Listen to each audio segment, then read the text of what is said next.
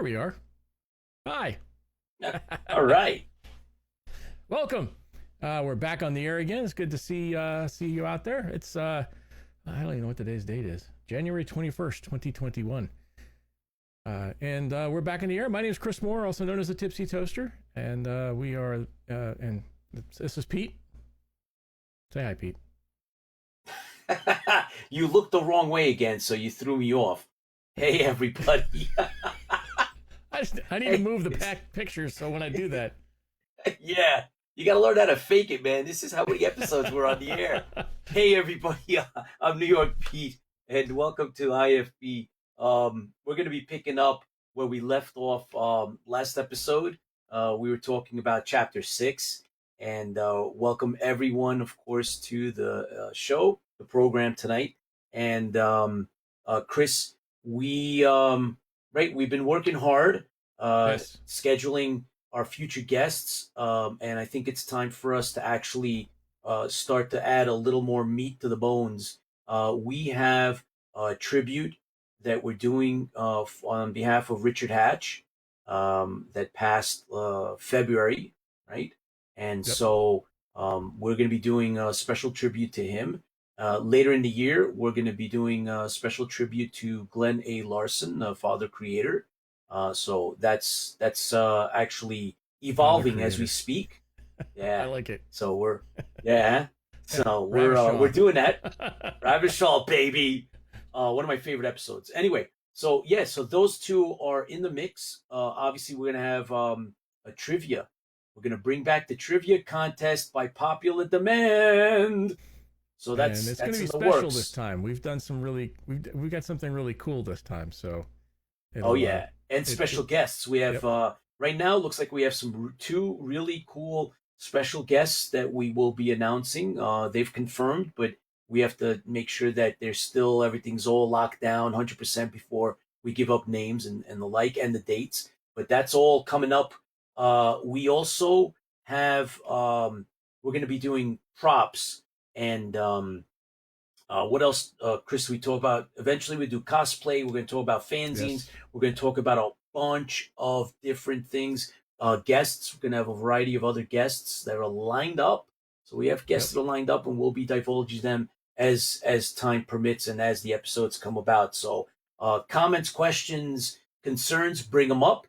Send them our way. Chris, best way to get in touch with us would be to send us an email at info@interfleetbroadcasting.com.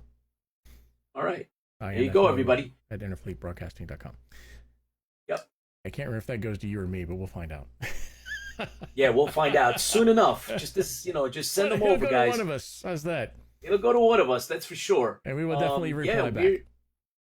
We have a whole bunch of other things. So we're working on some, ideas percolating. We got, a lot of good Galactica stuff, sci-fi stuff that's in hanging out there. So, we're going to let it ripen on the vine, and then we're going to share with everyone out there, all the fans and all our followers, which we appreciate.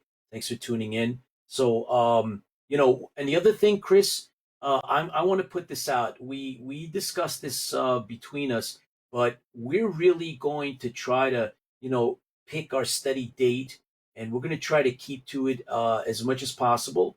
However, we also have to take in mind that our guests and those that are coming on, we also have to compromise with them. But I think, Chris, we are kind of really thinking about working that Thursday into a kind of a set time slot, right? So hopefully everybody's. So that's good. We got some people on tonight, so hopefully that works out for everybody. We try to keep as many people as we can, but if you can't catch us live, you can always catch us in recording. But we really prefer you to, to. Oh, that was really bad, man. Try it on a different. Hook up a different voice. Live. Oh God. Somewhere in the middle. There we go. Much better. Catch us live. Sunday. Sounds Sunday, it's a Thursday. No, Thursday. What's the matter with you? You're distracted by the echo in the Imperious Leader chamber. That's it. It always goes Oh, back to something Cylon. Speaking of chambers, did you see the post I put on one of the Facebook in our Facebook group? You can now buy a Darth Vader desk, like the chamber desk. Yes. What does that mean? That's cool? Bizarre. It's got That's the crazy. and everything. Oh my God. So that's pretty cool. If I got one of those, if I got anything like that, I got to tell you, it's either going to be, TOS Star Trek Kirk's chair. That I think would be, that is kind of like at the top of the list. But anyway, so listen, welcome. Go ahead. I just wanted to let a couple of our listeners, just recognizing Sean, one of our top fans, and Chris from Australia. Welcome. Thanks for tuning in. And we're gonna do a deep dive into the chapter, right? Yes. Chapter versus episode. So guys, you know what to do. Just chime in, and the rest of you sound off as well. Before we get there, I want to do just a real quick. What did we do this week? So I found something really interesting this week. Well, of course that and our toast. Yes. Well, let's do the toast first. So. Okay. You know what? My Mutter's milk. Oh, what's that? Does anybody even know where that's from? Oh, what are you talking about? You know what Mutter's milk is? You haven't heard of that one? No. Oh, you're not a. Is that like a? I bet you one of our fans know what Mutter's milk is. Okay, I was thinking it's a Wyoming thing, but no, it's not Wyoming. Nobody. Okay. Anyone? Takers. Bueller. Going once, going twice. Starts with an F. Firefly. What is it with that? The last 3 episodes. It's always Firefly.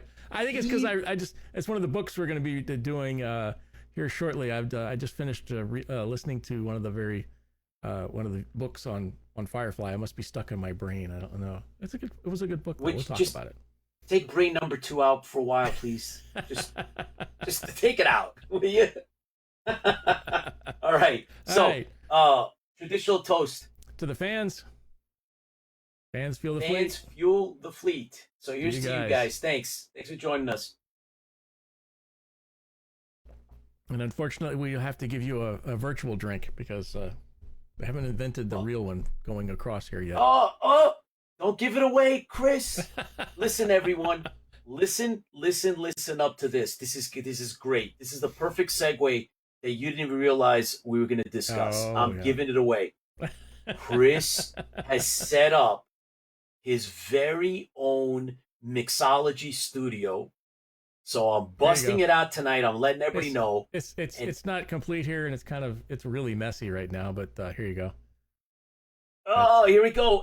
And we are going to actually bring you some mixes on some special interstellar sci-fi drinks that Chris has been experimenting on. So we're going to actually, work on them and then, toast you guys. And we picked up some books, some background ambrosias and all kinds of cool things. And, Romulan ales and just, creature ales, ET stuff, extraterrestrial, all that cool stuff. And Chris, and what? Oh, God, again. Yes. And so therefore, we're going to have a special show on, mixing things up, right, Chris? Things that don't explode. Obviously, it's mixologist thing. Yeah, mixology stuff, man. So, There's even a drink called Sex and a Viper. Yeah, well, Chris says he's going to open he goes, this is a perfect excuse for me to open up my fridge. Absolutely. And wait till that day comes. The goal is to see how many drinks Chris can actually have before he keels over and lights out for the night. No, that's not he's going to be sampling. That's not a good idea. I'm going to have the master switch that night. I'm the background producer. It would be live for like 14 hours because I'd be laying on the floor. Just like the log, right? The Vader log. It'll just be like looping as he just lays there.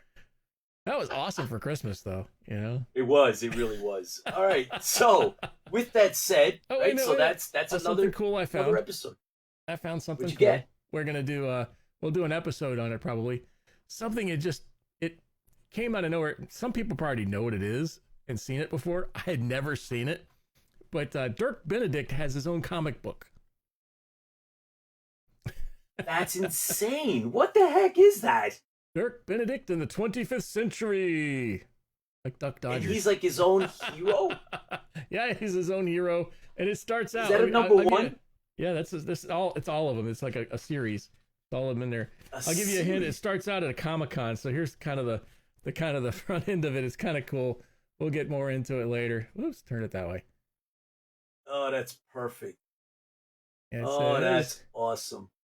Comic-Con, year 2012, San Diego, California. Nice. He's sitting there signing autographs, and then the story goes off from there. So we'll go through this and talk about it. We will. Another episode. And you know what? That also brings to mind the fact that we have already said we have it set in stone. It's going to be later sometime this year. Is we're going to have a retrospect on conventions. Yes. And so we're going to discuss it. It's going to be multi-part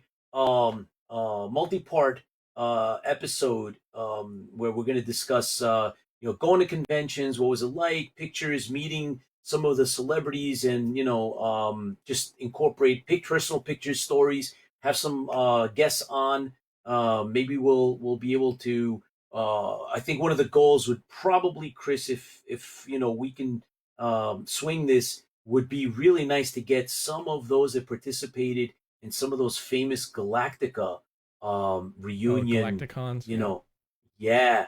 And so we kind of did explore that. So we definitely will do a thing on conventions, and we combined. We have some really good stories and pictures, and we're going to share that, and hopefully maybe you guys in advance will share some of your stuff, and we'll put it up, and we'll talk about our experiences. So that's definitely on the way. That I've always been a big convention goer, at least on the East Coast. I just recently started going to West Coast, and Chris, you've been hitting a lot of the other ones that I haven't been to, and so we got some pretty good tales to tell. Oh yeah, I think it's we could probably rank some of the cons too. Oh heck yeah, absolutely. The ones we've been to. I mean, we can't rank them all because we haven't been to all of them, but. Well, between the two of us, the only we haven't been to is San Diego. Oh, the big ones, yeah. You've been to New York. I've been to the Atlanta one. We'll say Dragon. Yeah, you went. So, yeah, between the two of us, I think we got the bulk of them.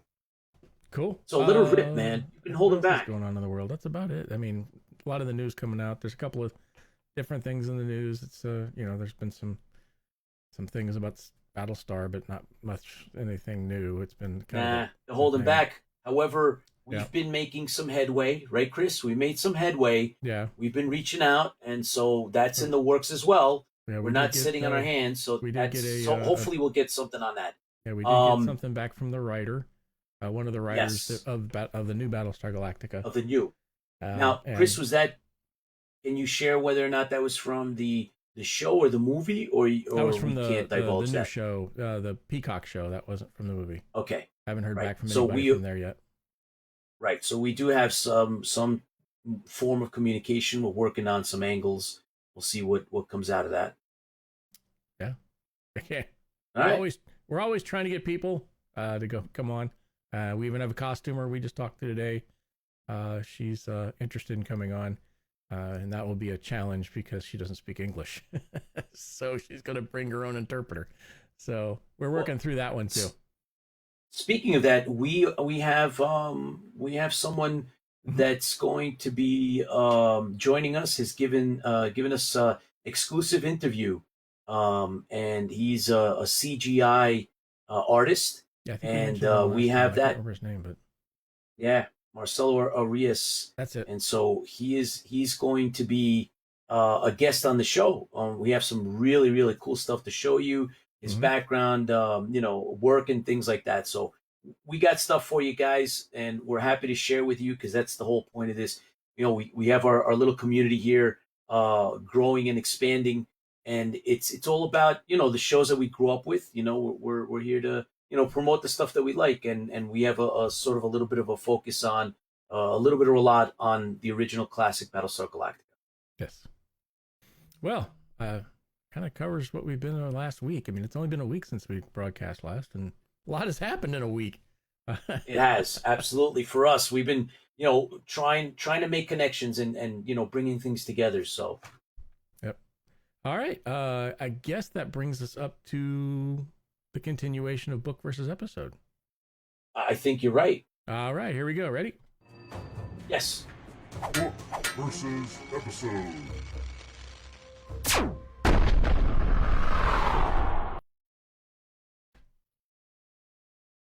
I gotta set that up to merge back immediately.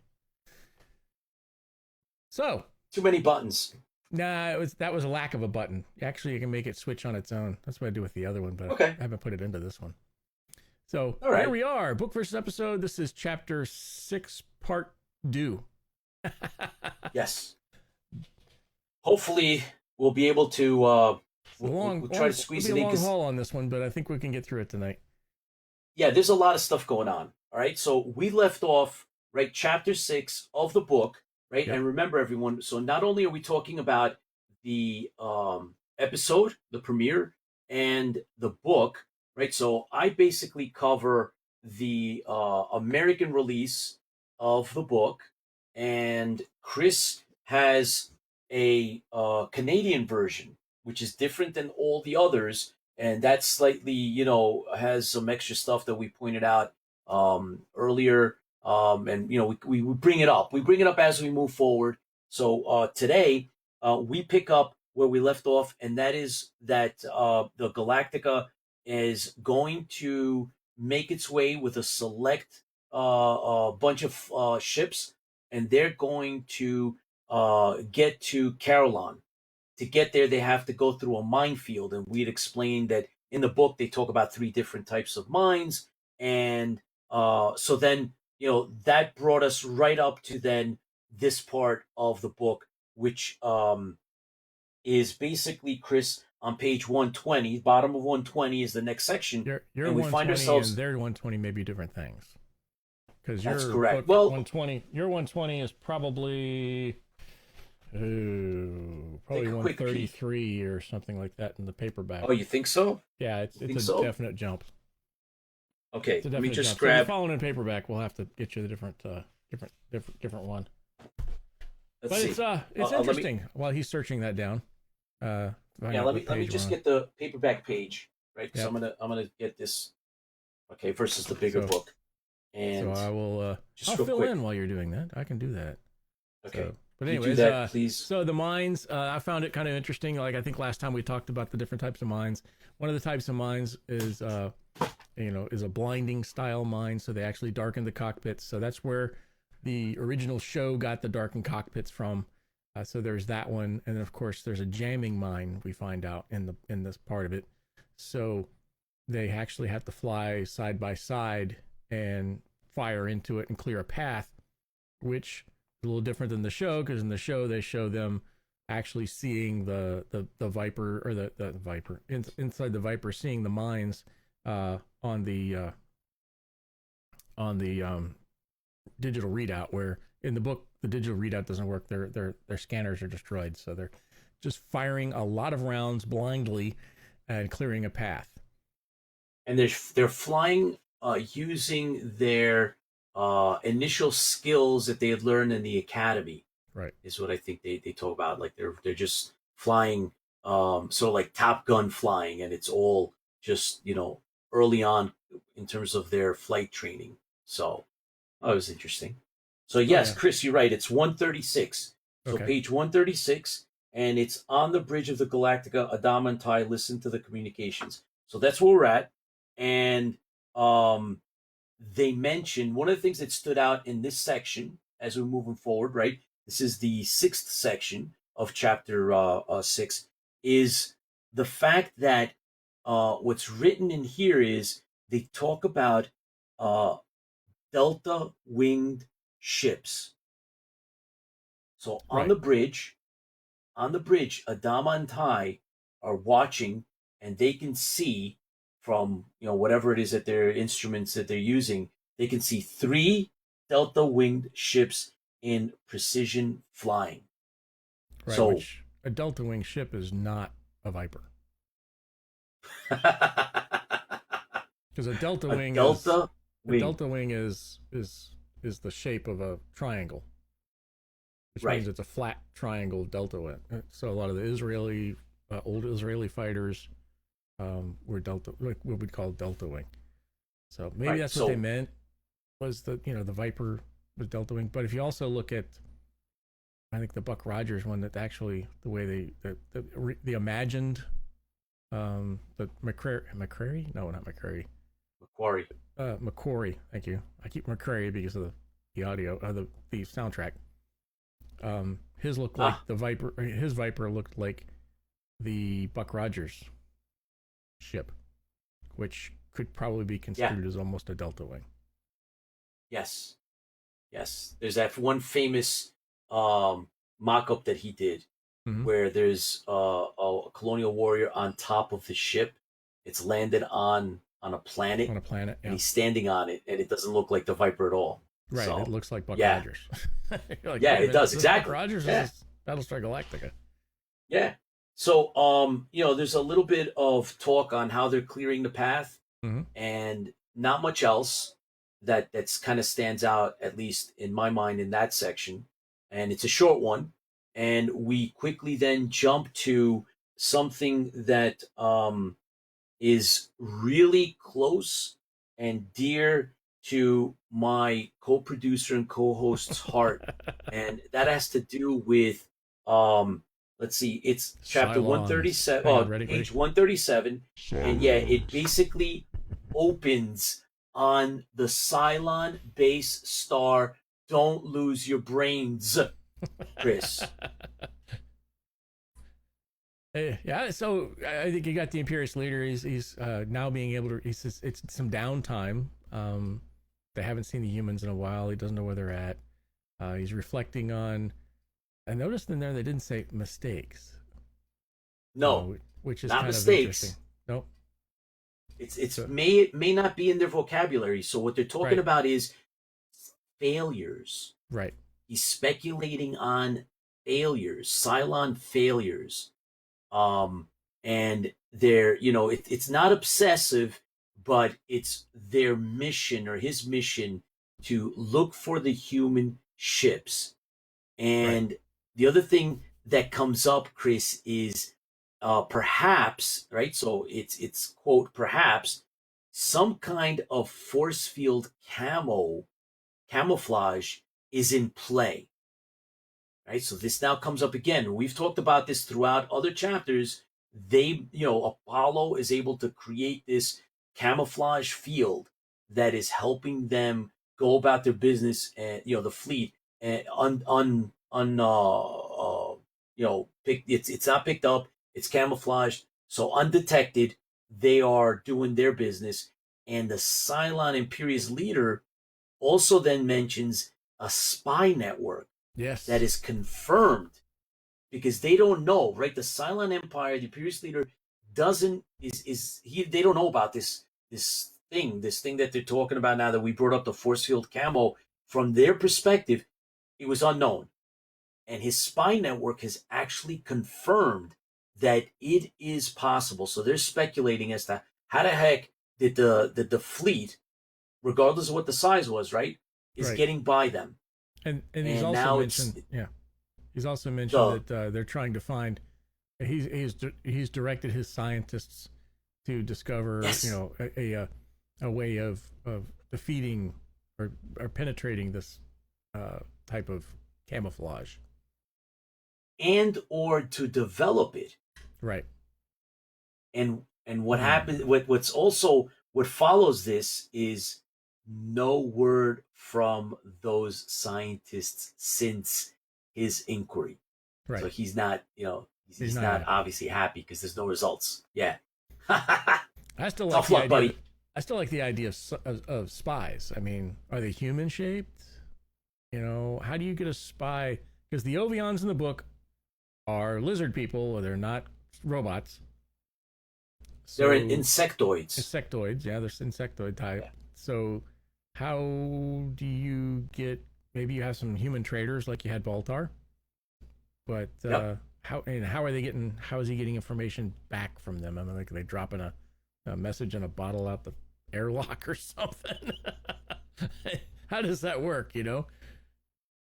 Interesting. But they also make it a point to mention that not much disturbed by human disappearance, but that they could actually be out of sight, right? So that's what's bothering him, Right. in terms of, like, his he's ruminating, and it's like, wait a minute, well, how could they disappear and not be found? How could they not see them? Is what's kind of, I think, eating away at him in terms of what's in the book, which of course has nothing to do with the episode itself. No, nothing at all. Right? I mean, So you this don't is see, all this extras. scene's not even in the episode, so of course, Right. how would they? Right. To do this scene, they would have to have some audio or some kind of talk with Imperious Leader thinking out loud or something. So would have been hard to do, but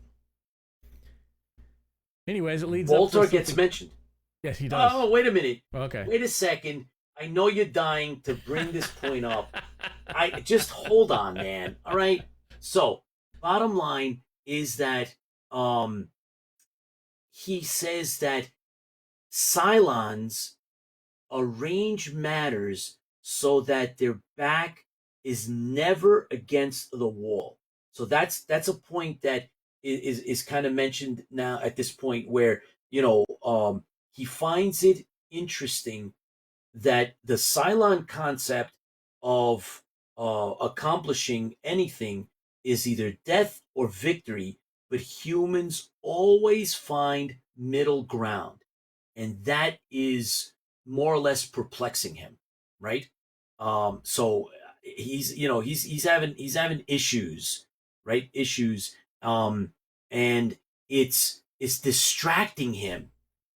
He needs to seek out the cracks and flaws in the unity and organization of his own race, and he needs to end the war and get rid of the humans so that he can then figure out and focus strictly on their, on their empire and their people, right, and their civilization.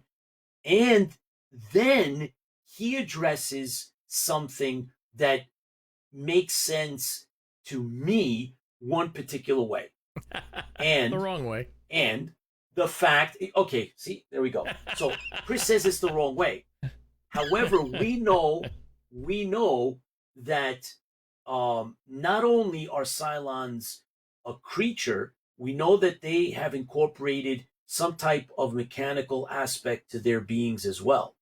So they're not all just lizards. Well, we're speculating on that. There's not. They talk about brains, but we don't know if they're positronic or they're. We don't know. So I'm going to go with the fact that that they're using computers, that they have some type of they have tech. There's no question they have tech. In the book, they have tech. All right. So this is where Chris and we go our separate ways. The Imperious Leader is strictly annoyed with a concept of monogamy. In the book, it talks about how in the Cylon civilization, it is accepted that they all are in a network, right? They have to be all surrounded and connected, and in the bigger picture. And if you're not, if you begin to take yourself out of that network and become monogamous, that you are then anti-civilization, right? You are then copying this. They talk about an infiltration. This concept is some type of a human concept, the monogamy, right?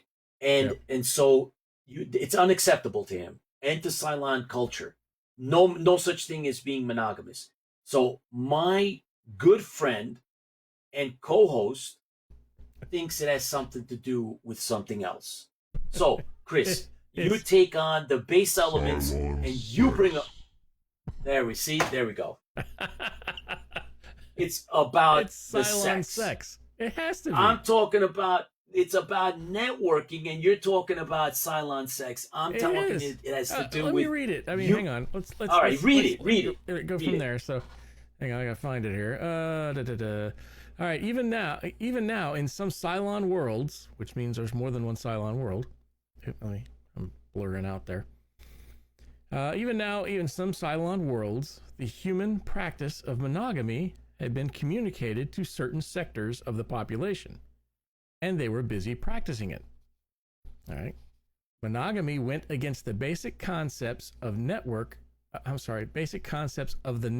Cylon civilization, where it was vital that every Cylon attempt to complete as many forms or degrees of contact as possible. Monogamy contained in its disagreeable structure too many forms and degrees of limited contact. A state Imperious Leader could not abide. Contact. That's physical contact. This is not a network. Yeah, but it says the basic concepts of network.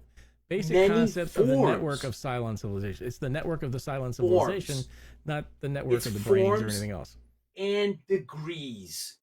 Forms and degrees. It's not about one thing. It's not one multiple act.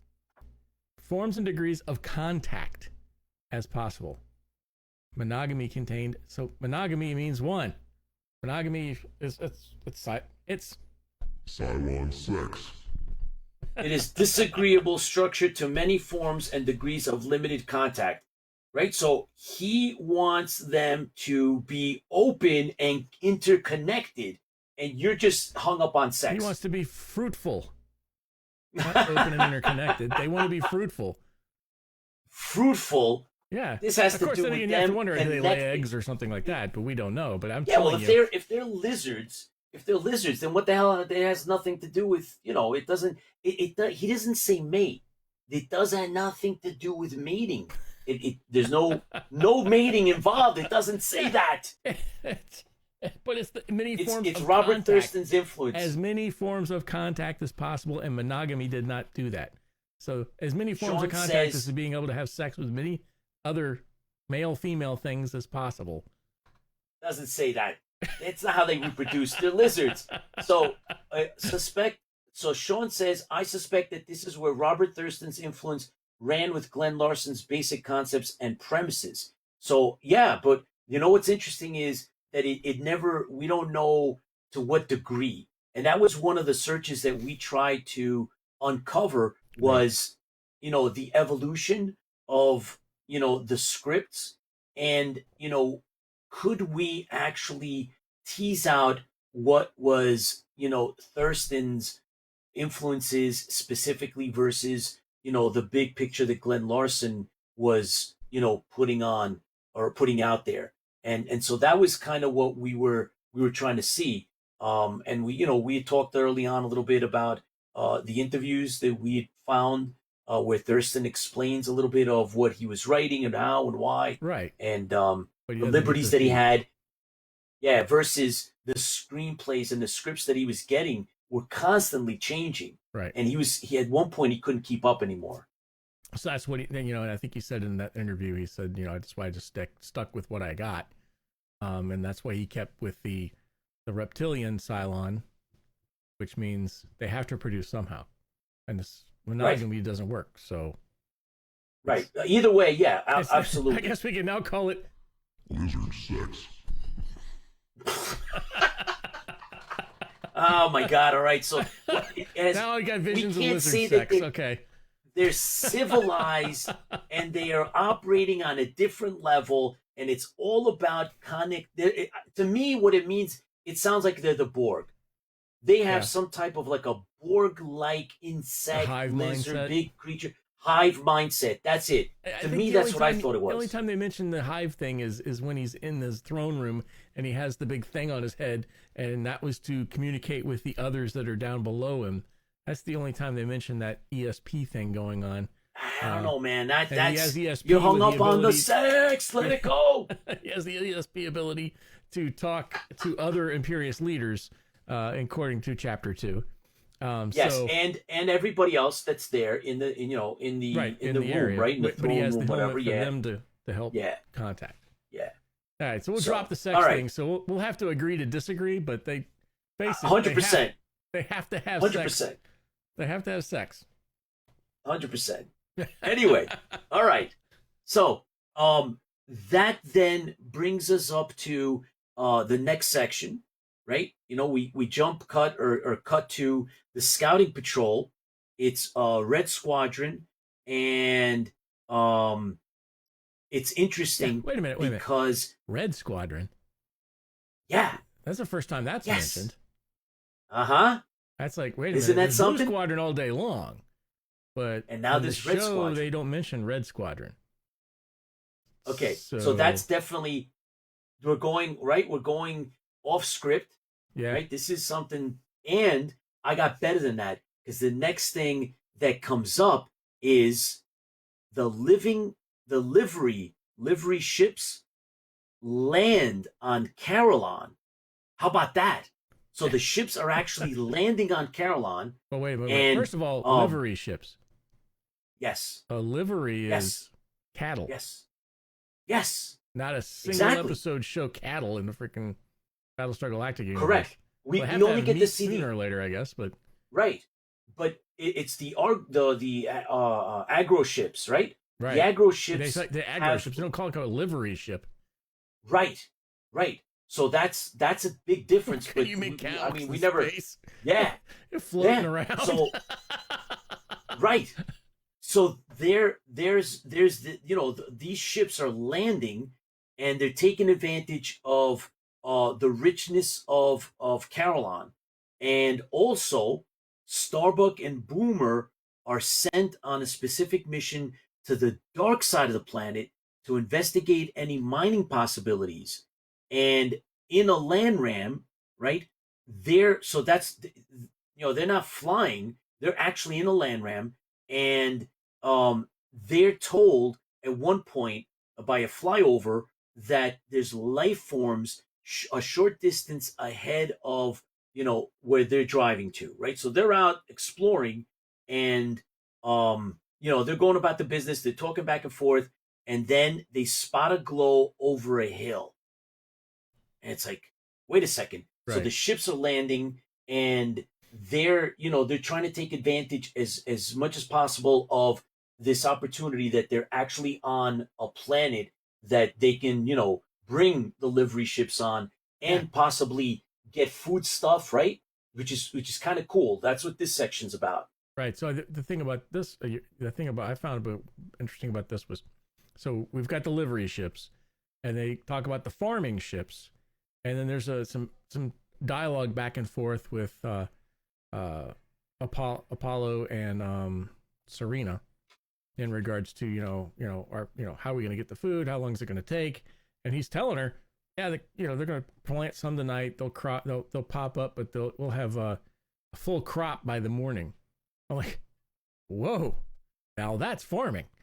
So you go out there, you plant your seeds, and then 24 hours later you have a plant with fruit on it or whatever that food on it already. You're like, that's definitely good science fiction there. Maybe someday we'll get to that point, but I don't think so. But it's probably not good. It's definitely not non-GMO. So that's for sure. But so there's fast crops, there's livery ships, there's meat, and then that's just they're getting they're bringing ground into some of the things, and they're bringing plants for the cows to eat on. But that's, I just never thought of the cows in space thing. I just got this thing, just floating cows with cow pies. Yeah, we never know that whether or not they're are they just vegetarians? It's kind of interesting, right? I mean, so they do have some type of livestock, in the fleet, at least in the book. That's how it is. That's how they get their meat. So they're definitely not vegetarians. They're definitely they're meat eaters, and the fast crops thing, that just blows my mind. It's that's really cool. They said that, I think it's like if they plant it now, based on where they're the timeline, that by the evening before the end of the next day, they will have crops that they can then actually harvest. Harvest, yeah. Yeah, That's really amazing. cool. And All then, right, so and meanwhile, somebody's watching this whole thing. yes, So you got the so sneaky Boomer, Boomer, Starbuck, people. plus the survey team. So Right. there's a survey team, right? Right. Is being spied on, and this, Chris, is exceptional, right? So the detail that is given to us here is really interesting, based on what we're going to discuss and what we ultimately see in the premiere. So here they tell us that the survey team, Boomer, Starbuck, are being spied on by 4 large insectoids, 5 foot tall. They have large bulbous eyes on the top of oval heads and long thin trunks, 4 arms with 2 triggered weapons or several lensed cameras. Whoa! Did you get that? So So that's not what we've seen before. no, Plus, they've got weapons. I mean, I don't even remember seeing an Ovion with a weapon other than a pickaxe. I don't think so in the Yeah. show at all. I don't And think it's so either. So multi-triggered guns. So yes, they got multi-arms, and so I guess they have cameras. multi-triggers. And the multi-cameras, I'm guessing that's because they're insectoid and they have to, Yeah, the visions of each camera is probably something different. right. So that's kind of interesting that they mentioned that. I was like, Yeah. whoa, Well, that what's they up give a with name. that? Yes, they give a name. So Cetal. Jolly, Yep. Jolly, according to this part of the book, Oh yeah, this Jolly is in the crosshairs of one of those weapons when Cetal, a leader of the race, it tells them to stop, puts a stop to it because it's going to make things worse at this point. So basically, Cetal saves Jolly's life because they were going to open fire on him.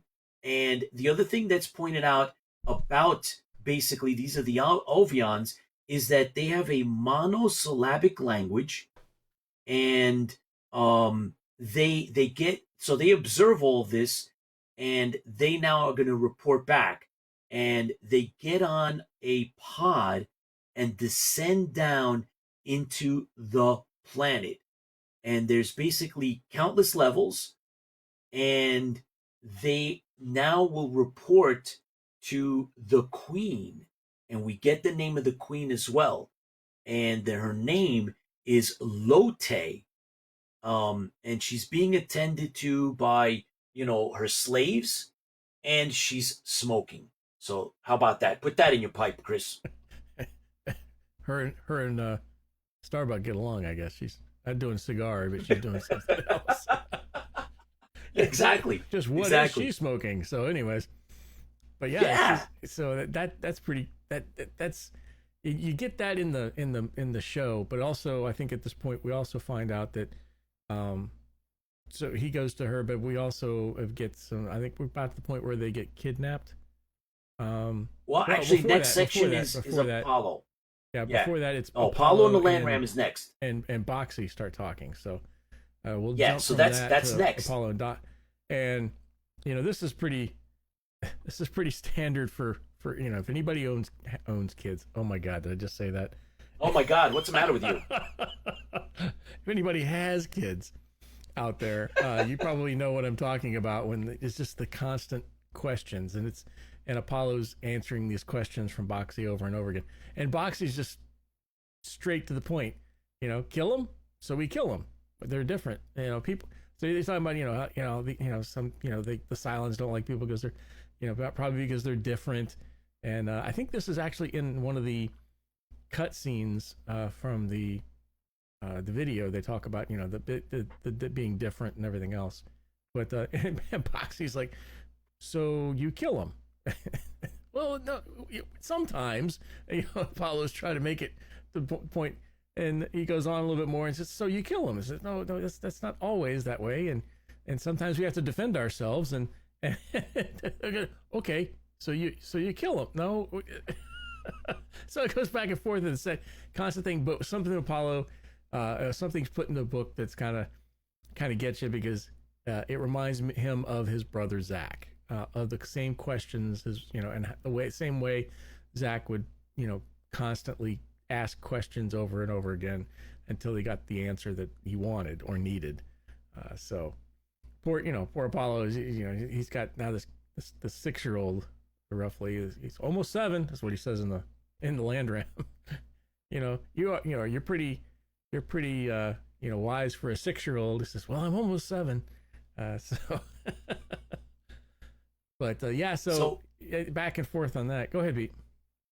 So right. So the other thing that I thought was interesting was that there's a little bit of character development, Mm-hmm. right? So there's a few tidbits in here about Serena, right? So first of all, Apollo gets his own land ram, and Serena is with him, Yeah, and Boxy and Muffet are with him, right?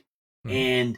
And Serena is a co-driver of the land ram, and Apollo mentions how she quickly learned how to drive one, and that's kind of interesting to him that she's good in terms of picking stuff up, and then she's making small talk. However, Apollo feels that when she brought up Zach and a couple of other things, she has to, like, he gets kind of like almost offended, and she's like, hey, I'm a reporter by nature. I can't help it, because he says to her, Chris, Zach, how did you know about Zach or something like that? And she says, well, I got to admit that I asked around.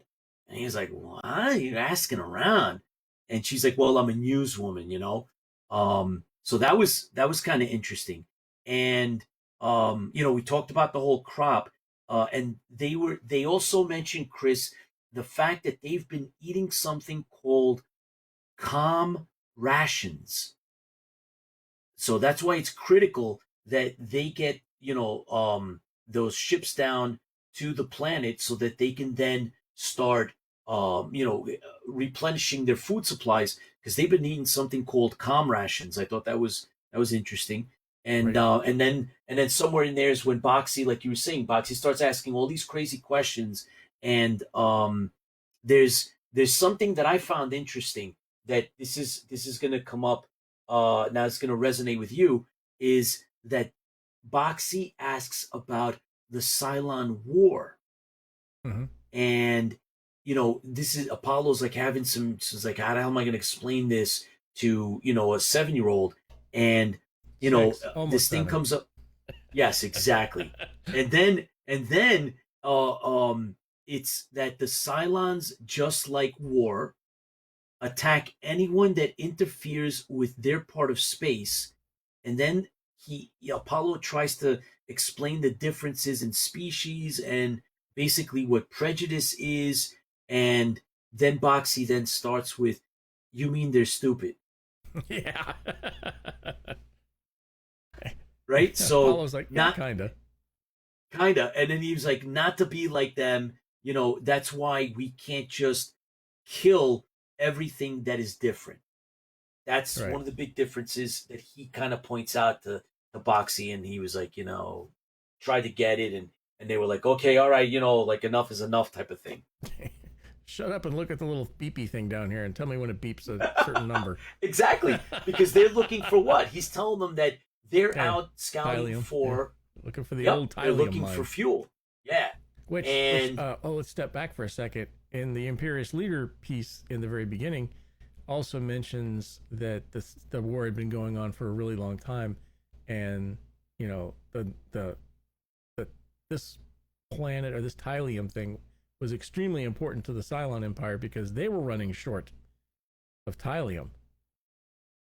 So there was. And meanwhile, yeah. Meanwhile, Boltar is wheeling and dealing in it.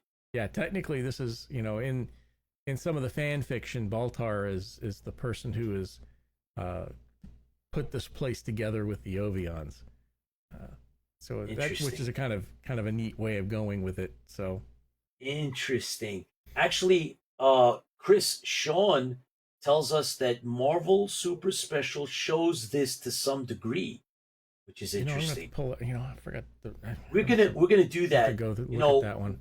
I know the Marvel Super need, Special also shows, the actual beheading too. yes. So we should actually. I think it might be fun to get that. And what about looking maybe at the photo book, the photo novel? The photo novel. And that was, oh man, I loved it when I got that. I was like, oh my God. Right before VCR, before I got my VCR, I was like, oh look, you're actually looking at the photo show. Story. Photo Story, man. It was awesome. So now, Chris, we are next section is Starbuck announce. So it's Starbuck Boomer. That's we're at the next section. The kidnapping. Okay, so let's see. Jolly let's see. Is that before? Yeah, but that comes Jolly. Yeah, that's later. Before it. Slightly later. Oh. Yeah. So Paulo checks in on the survey team. Yep. And that's later. Okay. That's kind of later. So they broke it up. It makes sense. You could see how it'd be the same. Like looking back after you read it, you could see how it all makes sense to put it together. But what they did was like they cut that off and left that up in the air, and then they talk about Boomer. Starbuck announces to Boomer a discovery. Yeah. Glass. Look at this. You're not gonna believe this. Spherical buildings. Yep.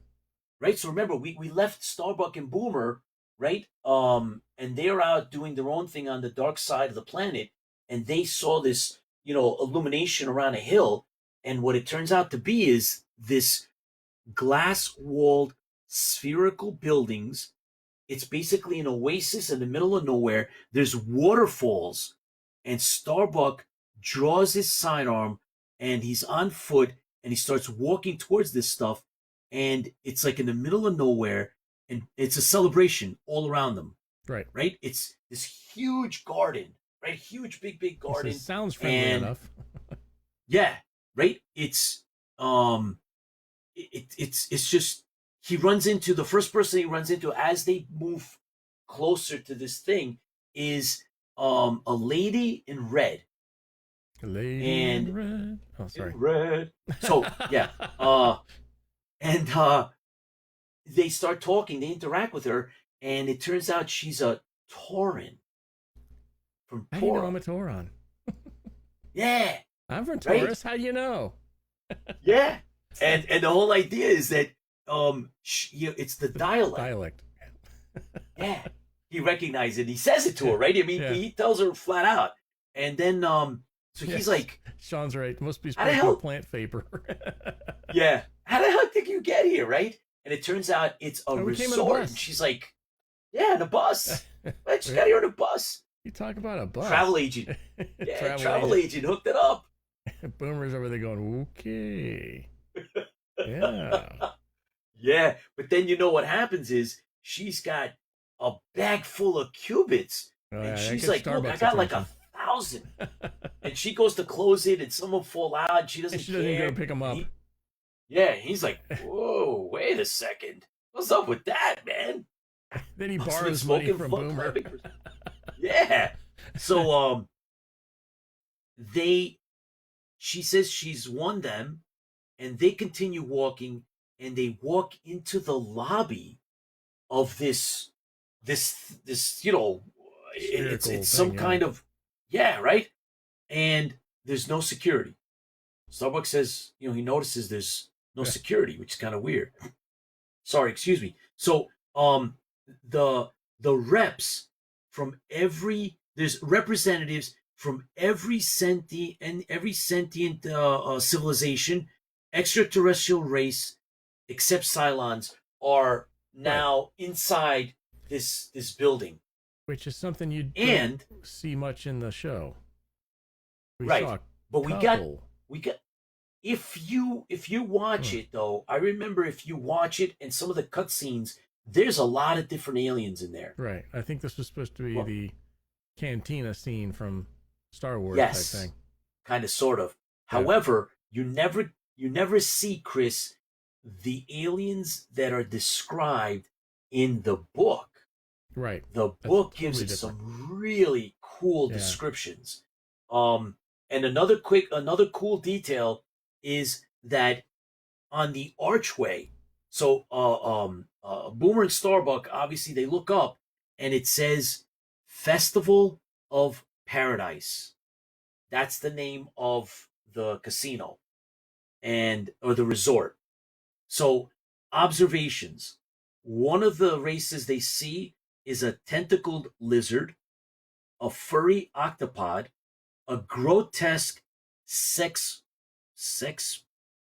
partai. Now who's got sex on the mind? Yeah, it took me a while. You planted that in my brain, didn't you? So it's like a bunch of beings that are connected, and they're legendary, so they know of them but only through their legends, and now they're in front of them. And um there is some other stuff. Let's see, what else did they talk about? There's one bulking individual that could have been mistaken for rocks. They enter the casino, and on top of that, get this: there's a feline cocktail waitress. And yeah, she's got Starbucks. Chris. You're really gonna love this. 4 breasts and a tail. And of course, what's Boomer say to Starbuck? You see that tail? Yeah. Yeah, I see that tail. Yeah. Yeah. And then you know what quickly, distracts them is there's gambling and food in abundance. Right. So they go from that to like, the pit boss kind of comes over to him. Hey, yeah.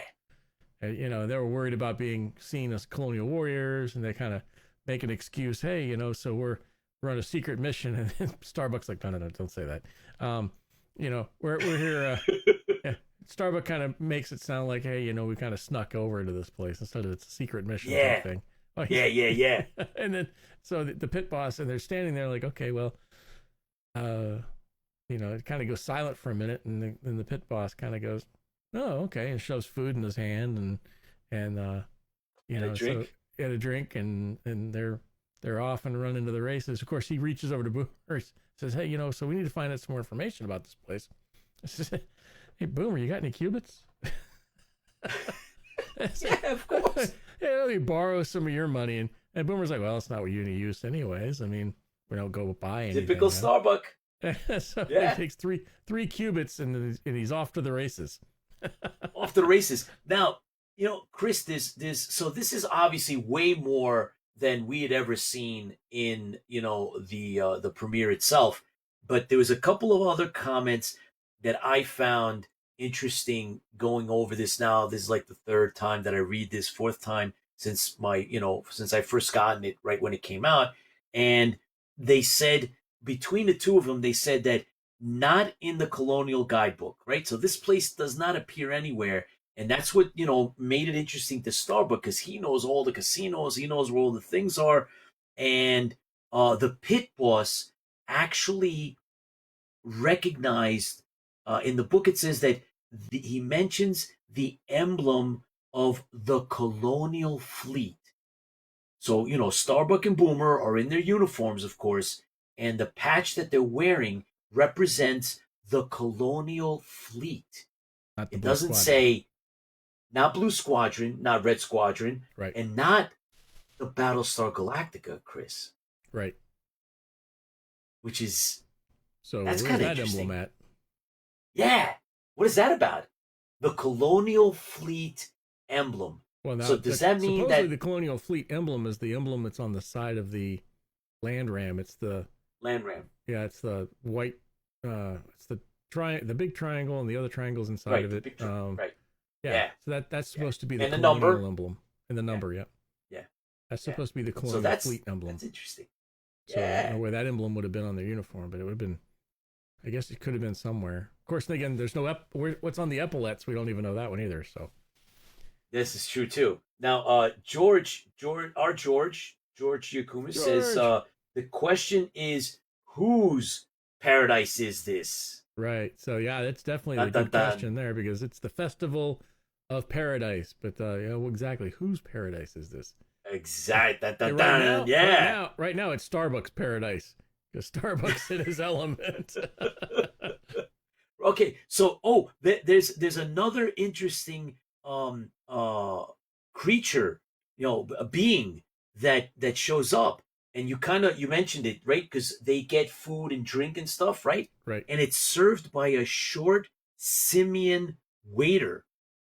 So a ape-like Yeah. individual. I'm guessing they didn't Hey, put these listen. in the these didn't put these in the show, mainly because, all right, we've got a couple of costumes laying around from other shows. We can use those. However, Anybody got a Chris, Kong outfit? Let's not do that one. No, nah, let's not do they that made one. a lot of stuff.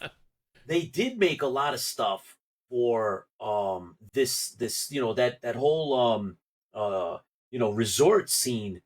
They made a lot of stuff Mhm. specific, simple, but they did make a lot of original costumes. And if I'm not mistaken, from what I read, you guys that are on, you can please chime in that they were hyper aware of the cantina scene, so they Yes. had to make sure that they didn't infringe on any of those characters. Right. So they did try to kind of, change them up and do. I remember Mr. Dorliak mentioned that they got some costume and they just like started putting feathers and stuff Yes. He into, said they just the headdress stuff. Just took right. They put together feathers stuff. and put a headdress on, and he said I Yeah. think Mr. Doliak said that that headpiece and that outfit was put together in an hour for the Toron. Yeah, they put that thing together in an hour. So we need something really big, and so he put it all. He went out and got feathers and everything else. He said they put that together in less than an hour. Yeah. So then we let's see, there is a Sagittarian in somewhere in there. They noticed somebody from, the I guess Sagittaria, the world, the planet, the colony. Starbuck persuades Boomer to let him investigate by gambling. By gambling. Right? And So then there's your classic Starbuck. Eric's got a good point here that we should probably find. I'll probably have to find it later. Sorry for the noise. They cut out a scene where Boomer and the alien pit boss talk, and I remember seeing that scene somewhere. I don't remember where, but I think it was in the outtakes of the Blu-ray DVD piece of it. I'll have to look it up. Okay. But yeah. So Eric's so totally some of the correct. stuff I remember seeing that. Yeah. was filmed. Either that or it was in my. It just if it wasn't real, then it was in my dreams or my memories somehow. Brain 2. Brain 2. Brain number Brain 2. 3s must be just saints or just set for sex. So yeah, obviously that's on today, but that's okay. There's nothing wrong with that, right? I mean, I tell you, Cylon. Monogamy. I'm sure I'm right on that. Yes, please, right? And so hey, we Chris, believe it or not, are on the doorstep of the last section. Yes. Of this chapter. The chapter itself is quite, actually, it might be one of the longest, if not the longest. It has 14 separate sections. I correct myself. When we started this, I had said it was 13, but in fact, looking through it again, rereading the whole thing, I realized that in fact it's 14 sections, and we're now right. There's now that break, and we go back to visiting another another backstory, and that is of course Apollo, and he's checking in, and actually, you know what? There's a couple of there's small sections to this, Chris. So I'm gonna correct myself again. So there's 1, 2, and then 3 more before it's the actual end. And you alluded to this one before. So Apollo checks in on the survey team, and they mention Ensign Greenbean, right? I believe it might be at least first time in this section, and they ask, they're like, "Where's Jolly?" Right? So Ensign Greenbean is mentioned, and then Jolly comes up, and they're like, "So what happened to Jolly?" And Tylium is discovered at the same time as the questioning, and Muffet runs off. So Boxy goes God out, darn Daggett. and yeah, right. So the Daggett takes off, and remember, Chris, you made it a point to mention that the Daggett in the book is like an android. It's not the Muffet that we know in the show. It's totally completely different. Right, but so it looks this like is a real dog. Looks like a real dog. Takes off, and so now they're like, Serena's like, oh my God, where's he going? And Apollo's like, no, relax. We can still see him. And then next thing you know, Apollo looks again, and Muffy's gone, Boxy's gone, Jolly's gone, and they get out to inspect. So Way like now to they go, kind of Apollo. yeah. Way to go. So Remember that they false sense. yeah. You need to let him Yeah. run around a little bit more and relax. Oh, by the way, he's missing out. Yeah. They're like, because I guess maybe this was like going to be like a little alone time. Who knows? But that didn't happen. Oh, now who's into sex? Come on. Yeah, you. So we then break into we revisit another part of this, and that is we see the character, the Ovion named Ceatol, and Ceatol emerges and captures Boxy and Muffet and takes them underground, brings them to the Queen, presents them to the Queen, and Boxy and Muffet turn, and there's Jolly. So now we know what happened to him, right? Yep, here you ready to go? What's interesting is ready? At this point they go. Hang on, let me pull this over. Oh yeah, there we go. Oh, that is so cool. I'll leave the audio off just to keep us somewhat legal. Yeah. Oh, this is awesome. Oh, but see the okay. So the big difference, this is the outtakes, but he's captured by not the actual crew that's with Ceatol, the actual leader that whatever that look at the way they're walking. That's interesting. I remember that. That's why it's an outtake. And then Muffet's here we go. At the the Ovion Queen. Yeah. Oh, this is yeah. Okay. All right. Wow. She has spikes. Yes. There's in the book it mentions that she has spikes, and I thought that was interesting in and of itself. And Jolly's missing from this, which is kind of which is the weird thing is because Jolly's also comes up missing. Yeah. Walk, man, that's killing me. Walking like you know what they walk like? They walk like, come on, man. Land of the Lost, the Slee Stacks. Yeah.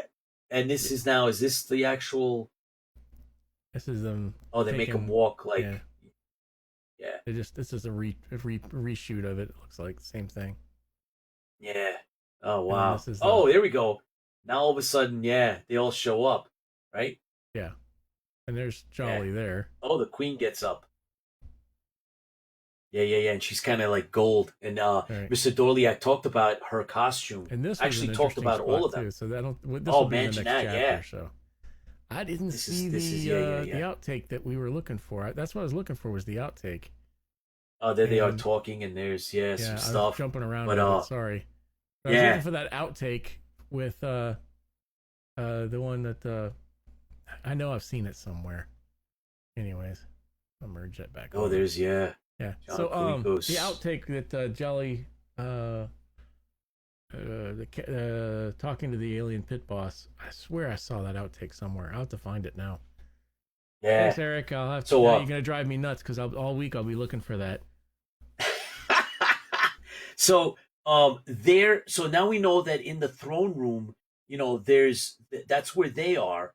And so now actually we are at the last section, Chris. Yes. This now brings us to the the last little part, the last few chapters of this chapter 6, last couple paragraphs rather is what I meant to say. So Apollo and Serena are now searching, right? They don't know where Muffet and Jolly are. Apollo gets distracted by Serena. He looks at her and he, something about the moons. I don't know what, but he draws his sidearm, Mm-hmm. and he sees two Ovion warriors emerge from a hole, and they Right. have their Not two behind the triggered rock. weapons. Yeah, it's not behind a rock, Nah. but they're from holes. No, from Yeah. a hole. Yeah, there wasn't there like a second before, and they're aiming their weapons at Apollo and Serena, and that's where this ends. Yep, it ends right there. And then we give you So- a cliffhanger until next week. Which is kind of cool, It is pretty right? cool. It literally, the last sentence of the chapter is their two triggered weapons were aimed at Apollo and Serena, and that's that. And you can that, imagine my to be friends- continued underneath. Yes. That brings us to the end of chapter 6, and I'm marking 6. it off. Yeah. And the rest Almost of them done. are for almost done for everyone that's following along. And Chris, you know as well as I do that the rest of, it goes 7, 8, 9, 10, Yep. right? And it's just they're really, really short chapters. And they're fast. It wraps up Yeah. real quick. And I wonder, now that we've actually broke this down and dissected it, I wonder if there was more to this. I wonder if this was rushed to an ending because, the last four, this is 4 chapters are really kind of short. So I don't know. So that's where we're at, guys. This is a lot of fun of, revisiting, rereading the original, the book and doing the comparisons. And, the outtake, Eric says the outtake is at 29:30 mark of the whole set of the saga Here we go. outtakes. So something's in It's there. All right. It was later cool. than I thought it was. Hang on, 29, 20. Yeah. Here we go. Okay. So we have that. Oh, yeah. Whoa. Oh, man. And we went There it blank is. for a second. Oh, here we go. Look Yeah. at that. Ooh. Eric, you are on top of things. Oh, you're See, the This man. All outtake right. just doesn't match up in the timeline, so this actually should have come beforehand. And that looks like that looks like a what do they call it? Bore? No, not bore. Bore, yeah. Is it bore? Yeah. So, and that's the exchange you see there. And okay, so thanks, Eric. You're awesome. I was gonna have to go I don't have to spend all week looking for it again because I wouldn't have gone forward. I would have kept going backwards because it just didn't seem right in the timeline piece of it. Because it should have happened before, the part where they're talking now. So we'll keep those for later. And we keep the sound off just to keep us legal somewhat. Yeah. So Chris, we of course, we're gonna finish the book. I guess the other episodes are gonna actually go a lot quicker. And I didn't know that I had this handy. That's shiny. I've been working. Yeah, you know what? Let me take it out. I wanted to do. We've been considering doing a possible magazine episode. So I was going through my personal collection, and this is, of course, the very famous Starlog magazine. And these I have a full set. I used to.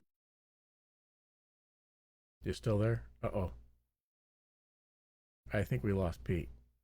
No, lost me. There we go. No, lost you? Lost me. Lost Come Pete on. for a second. You froze on No, my just end. for a second. Are we back? All right. Yeah, we're back. Well, anyway. Okay, so, everyone, I want to just share the fact that this one has Designing the Galactica, as well as our well-known and well-liked Buck Rogers. This one covers the movie, also a Glenn Larson production. So, at some point, I've discussed this with Chris, and we've come to the consensus that we will, discuss some of the, the movies and everything else that went along with, Battlestar Galactica and things from the 70s. But we're not the just magazines stuck on Battlestar. themselves, It's just kind of be one of our favorites. That's all.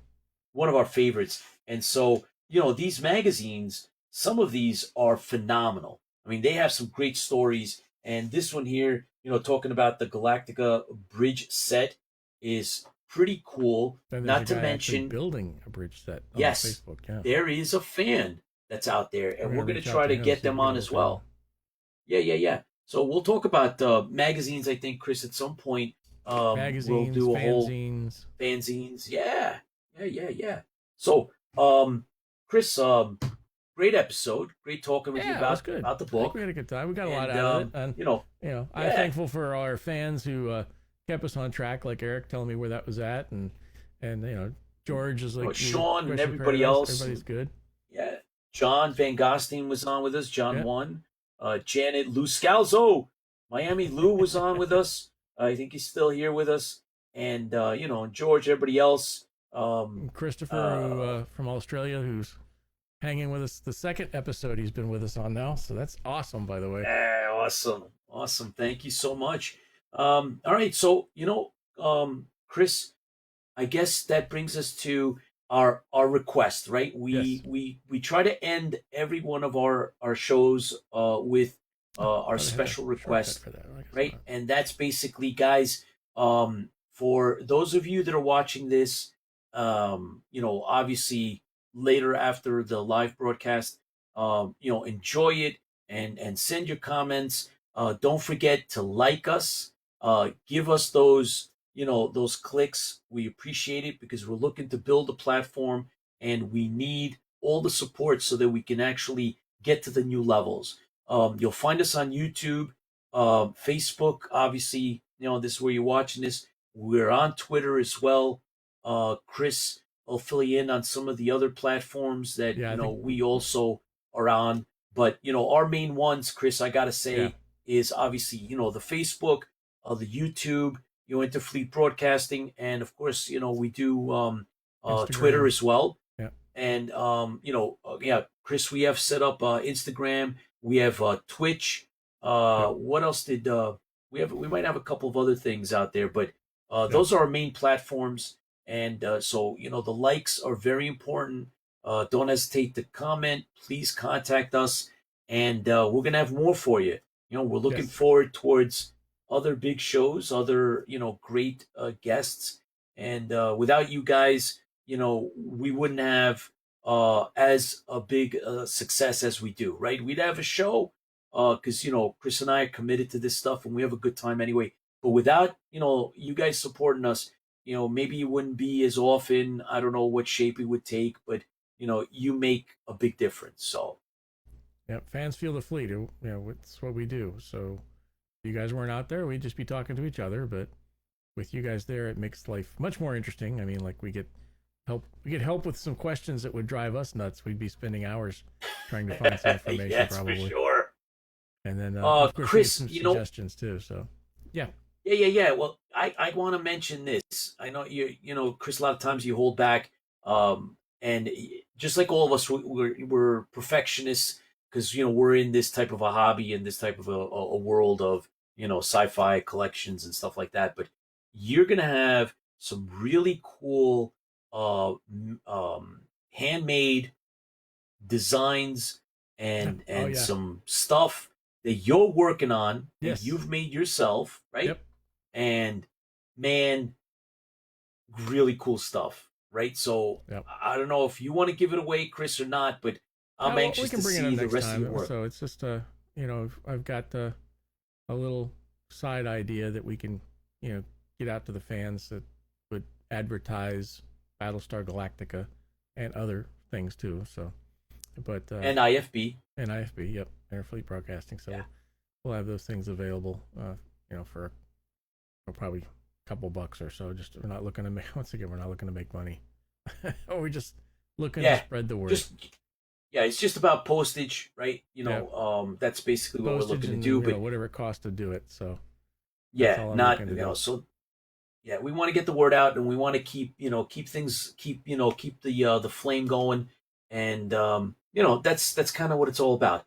So, and that'll be, I think, Chris, through your Tipsy Toaster, right? Yeah, we'll probably put the thing for sale in Tipsy Toaster since.